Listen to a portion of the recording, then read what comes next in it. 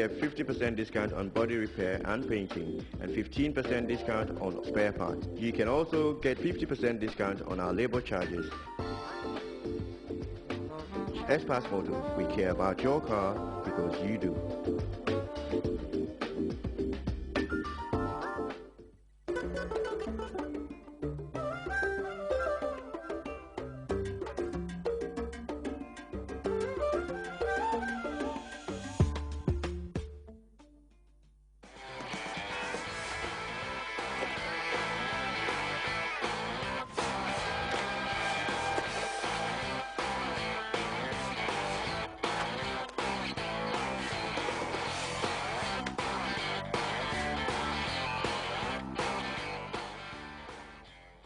Under the chief patronage of His Excellency the President Sir Professor Alhaji Dr. Yahya AJJ Jammeh, Mr. Ambiance ak Mrs. Defar ba bu baax ñoo joxe appointment waaye this time National Road Authority Staff Association lañ ci àndal mu nar a nekk ay guddi mbégte ak bànneex waaye yu ànd ak njëriñ ndax bépp profit buñ ci jëlee ñu ngi ko jëmale ci road safety initiative bi ñu wax ci ànd ak kan the Golden Voice the Kora Award Aïda Samba.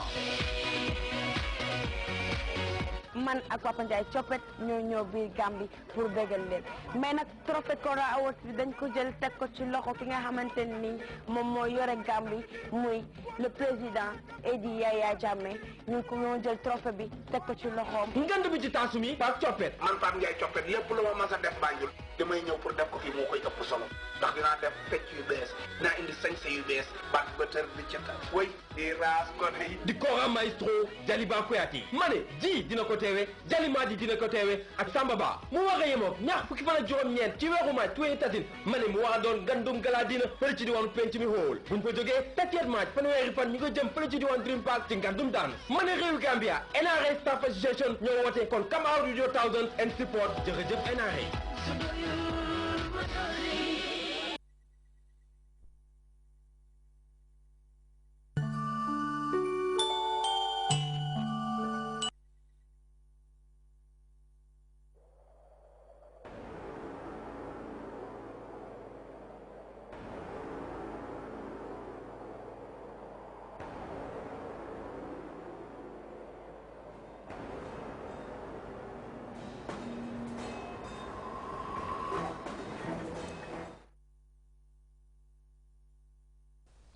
Hello and welcome to the interview. My guest tonight is Dr. Abu Amina Bilal Phillips, a Jamaican Canadian Islamic scholar who converted to Islam in the early 70s, but before that he got into communism, but consequently to Islam in the early 70s, and now he is not only a lecturer at the Islamic Online University, but he is the founder of the Islamic Online University. Dr. Phillips, welcome to the interview. My pleasure to be here. Jamaican Canadian, your environment must have been predominantly Christian in the beginning. And what inspired you to move away from Christianity and, let's say, communism first? Well, of course, as you said, I was born in Jamaica to a Christian family. Both my parents were Christians. And I grew up in Toronto, Toronto, Canada, as a Christian, nominal Christian, to be honest. By name. So it wasn't until I went to university. I went to university in Simon Fraser, majoring in biochemistry. And I got involved in the political movements of the time. In the late 60s, early 70s, there was an upheaval, you know, in universities across Canada, across the U.S., you know, questioning Vietnam and, you know, the West's involvement in Vietnam, Canada's complicity in the actions of the U.S. in the Vietnam.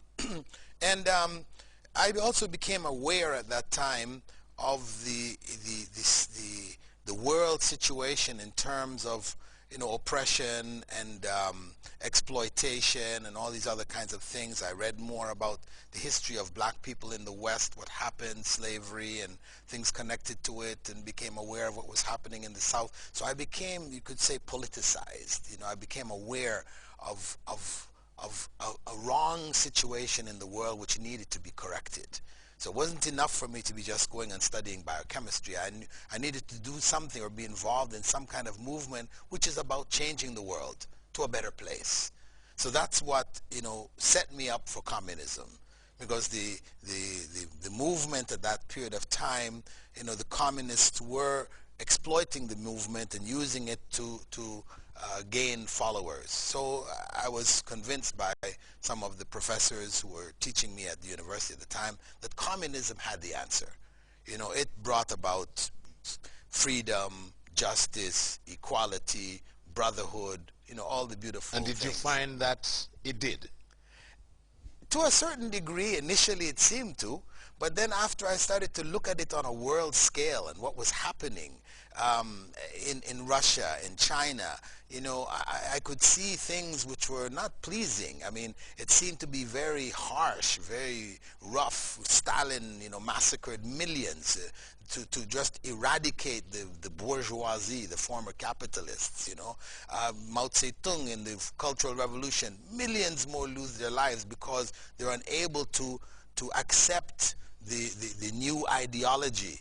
It seemed to be, and then not only that, these countries, as communist countries, couldn't compete with the West.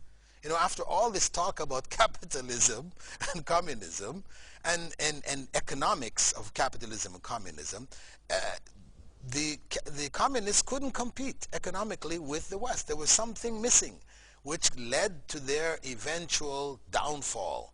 And they had to start to introduce capitalist economics back into their countries in order to move ahead. So obviously it wasn't the answer. There was something missing. And that's what made me open to hearing the message of Islam at that point when I came to that realization that communism wasn't the answer.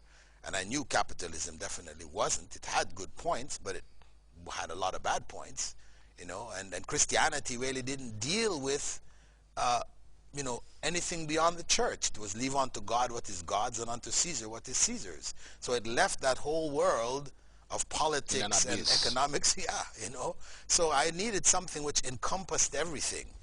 And alhamdulillah. And how did you discover it? How did you discover Islam? Well, the actual instant which opened it up was one sister who was in the communist organization which I was in Toronto. She converted to Islam. Some brothers had come up from the U.S. Who were former members of the Black Panthers and the political movement in the U.S.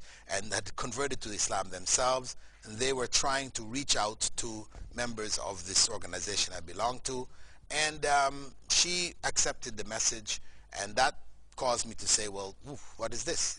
Let me have a look at this. Why? I wanted to know why convert to a religion when we were taught that religion was the opiate or the opium of the masses. It was used to drug people into submission so that the capitalists could exploit them. That's how it was sort of taught in communist theory and thought.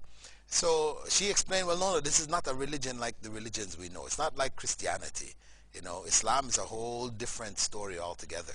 So I said, okay, let me read, and I got some books. I started reading, studying, coming to understand, and, the more I read, the more I became convinced that, yes, Islam was really what I was looking for.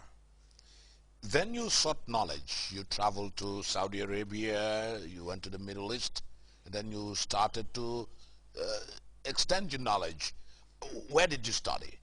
Well, the reason why I went there in the first place was because I wanted to learn Islam from the sources. I accepted Islam in Toronto, but those around me who were teaching me Islam were confused. Some were saying something, Hanafi, another one said Maliki, another one said Shafi'i, and people had different ideas and it wasn't really clear. So I said I needed to go to the sources. I need to learn Arabic and I need to take it from where it came, back to Medina. So I went to Medina and studied in the university there. I did my BA in Arabic and Islamic Studies from the Islamic University of Medina. Then I went on and did a master's in Islamic Studies from King Saud University, College of Education, specializing in Islamic theology. And then added to that a PhD from University of Wales in the UK, also in Islamic theology. So that was a question